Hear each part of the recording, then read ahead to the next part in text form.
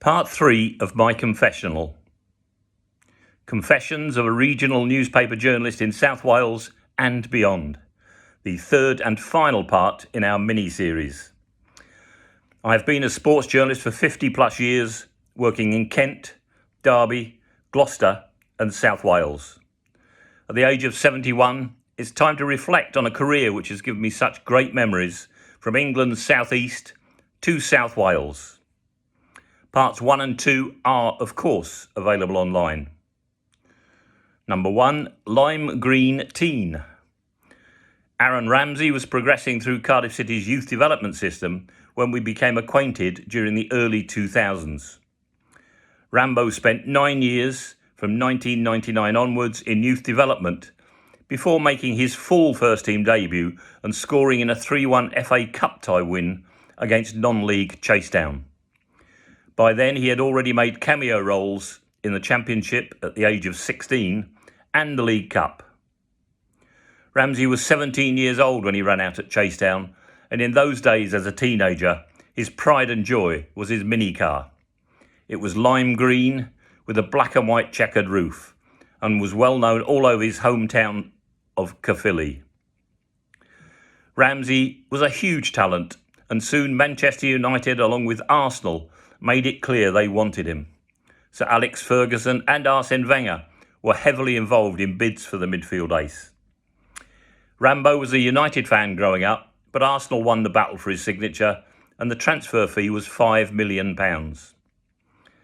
When Ramsey drove into Arsenal's plush training ground in London, I'm told it went down a storm and he was a target for plenty of banter. The lime green car sat out of place alongside the top range models used by his clubmates. It wasn't long before he upgraded that car. 2009, Mind Games with Dave Jones. DJ refused to speak to South Wales Echo journalists after falling out with one person initially. The first I knew about it was when I arrived for a morning press conference at the Vale of Glamorgan Resort training ground. After hearing voices shouting as I walked up the stairs, I knew something was wrong. Dave stormed into the training ground food area and I followed him saying, "What's going on?" I still don't really know to this day. That was the start of a row which was simply not needed by either side. Dave was advised by his media manager to keep a door open to the Echo, but he would have none of it. It was a ridiculous time.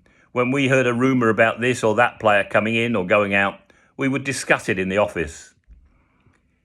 In normal circumstances, I would have given DJ a ring to check things out, but his attitude led to, use the story, he's not talking to us anyway.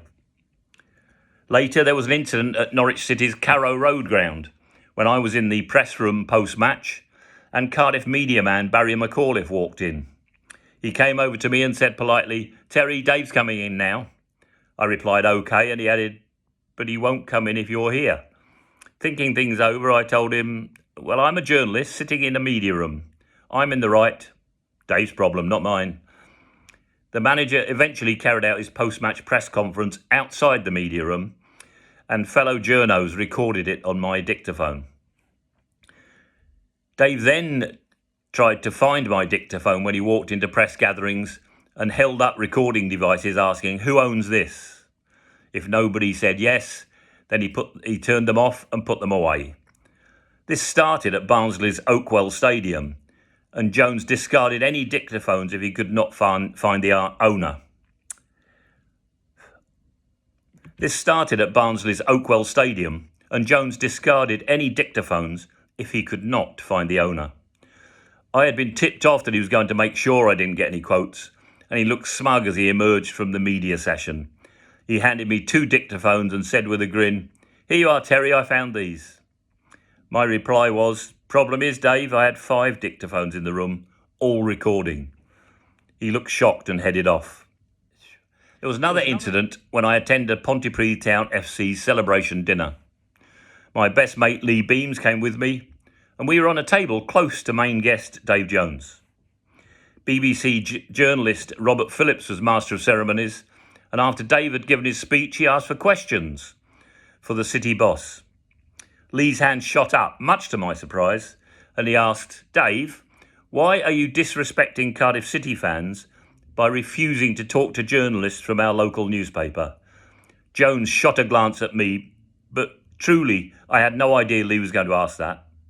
Dave made a fairly nasty comment, and I strode out, not willing to upset proceedings. After all, it was Pontypridd's evening.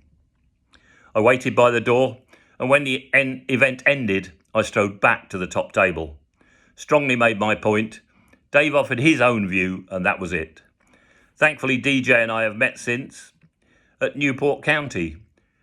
When he brought his Hartlepool team to the ground, I went to watch, and former Cardiff City player Kevin Cooper, who was Dave's assistant, paved the way for us to have a chat.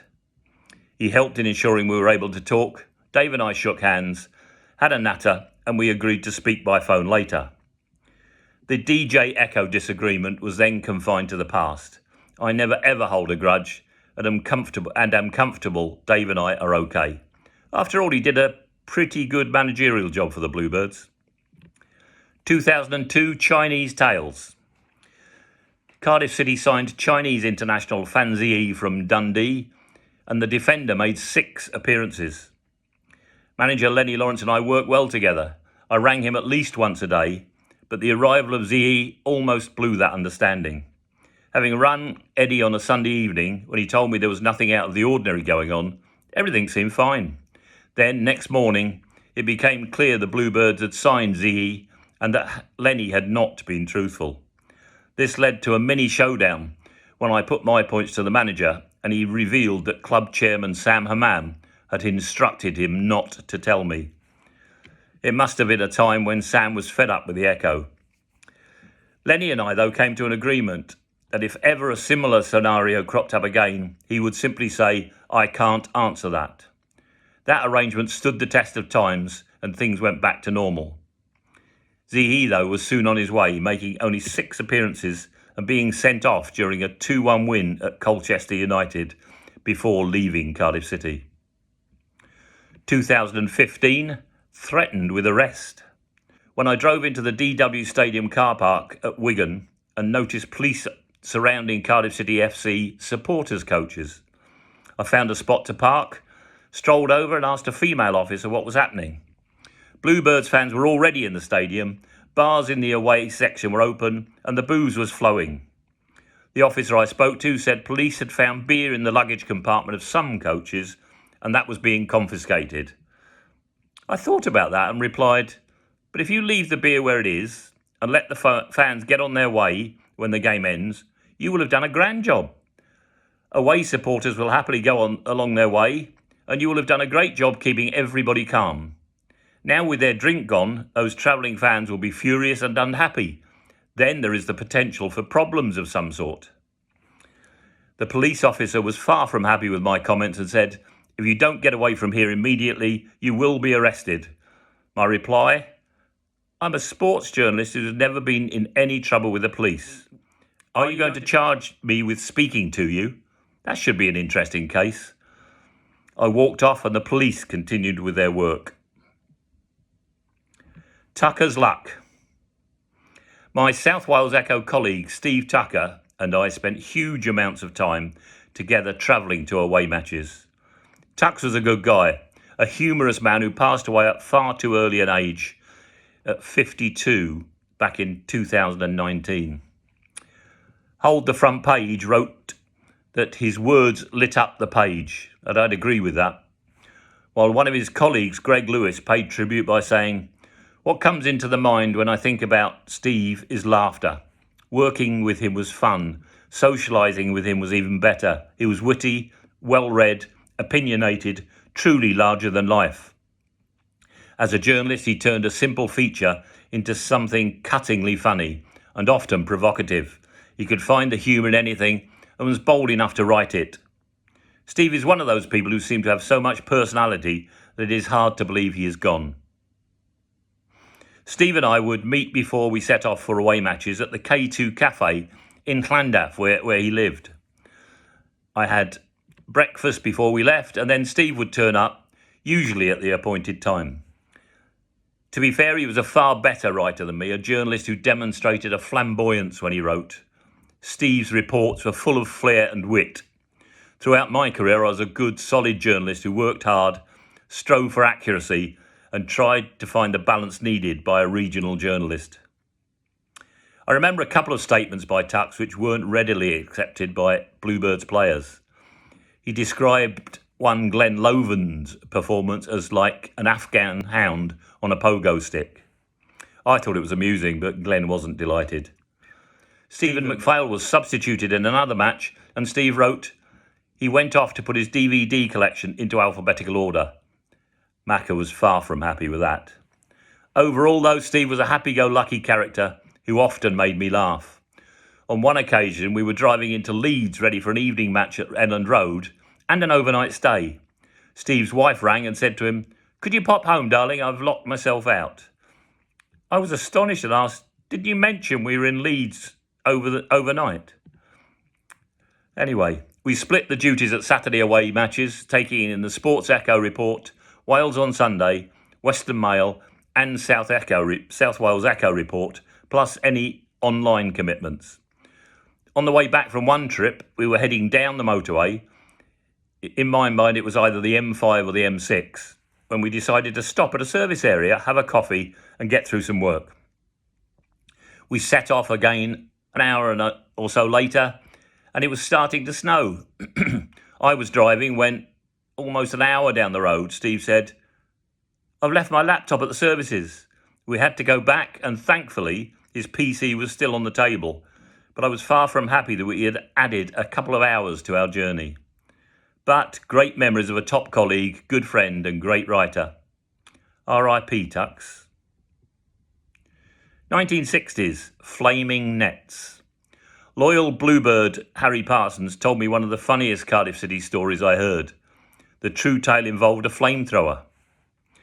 The Ninian Park pitch was frozen, and manager Jimmy Schooler came up with the idea of borrowing a flamethrower to melt the ice. Harry Parsons, who spent 30 years with Cardiff City as scout, first team trainer, reserve team trainer, youth team coach and kit man, told me the story saying, "Jimmy was the biggest character at the club. One day the Ninian Park pitch was frozen, but he was desperate to get a match played. He asked me, 'Can you drive a 5-ton truck? I want you to go to Cowbridge and pick up a flamethrower. I've agreed to loan it. We can melt the ice with it.' A car would have done, but I didn't know that until after I arrived to pick up the flamethrower," said Parsons. Back at Ninian Park, Parsons and Schooler fitted up the flamethrower, but the ice was inches thick and it was going to be a big job, particularly in front of the Grange End stand. Harry kept telling Jimmy it was useless, but he wouldn't give up. Suddenly, though, as Jimmy was using the flamethrower on the ice, somebody called him from the tunnel, and as he swung round, the flames caught the nets and they started burning. That was it. The nets were ruined and the match had to be called off. 2013, Cardiff City's open top bus tour, best save of the season. I was honoured to be invited to be on board Cardiff City's open top bus tour, which went from the castle to Wales Millennium Centre in the Bay, around the streets of the city. Players were quite rightly enjoying a couple of beers and singing enthusiastically, if not always in tune. There were 2 buses for Bluebirds management, players, staff and more, and I was on board with Craig Bellamy, Mark Hudson and Don Cowie and more. We were upstairs on the double-decker, and I was looking around and taking everything in when I noticed Craig Conway sitting on a rail, his feet on a seat and almost toppling. Certainly he was wobbling badly as the bus went round a corner, and it was close to him falling out of the bus. But thankfully I grabbed the winger and encouraged him to sit on the seat. Now that could have been disastrous. 1940, Tappy and the Kinks. Barry-born Derek Tapscott explained his link to pop group The Kinks, whose hits included Waterloo Sunset, All Day and All of the Night, Sunny Afternoon, Lola and You Really Got Me. I remember them all well. Tappy played for Arsenal between 1953 and 1958 before joining the Bluebirds, and he was idolised by a teenage Ray Davies, who became lead singer with the Kinks. At the time, Davies was a schoolboy in North London who supported Arsenal and made it clear Tapscott was his favourite player. Davies would wait along the route used by Tapscott when he walked from his digs, his boots hung round his neck. Davies would wait on the route used by Tapscott when he walked from his digs with his boots tied together and hanging round his neck. That is confirmed by Davies in a book he wrote when he described how much he idolised Tappy, who was a special centre-forward who started his playing days with hometown club Barry. Bellas on top of a mountain.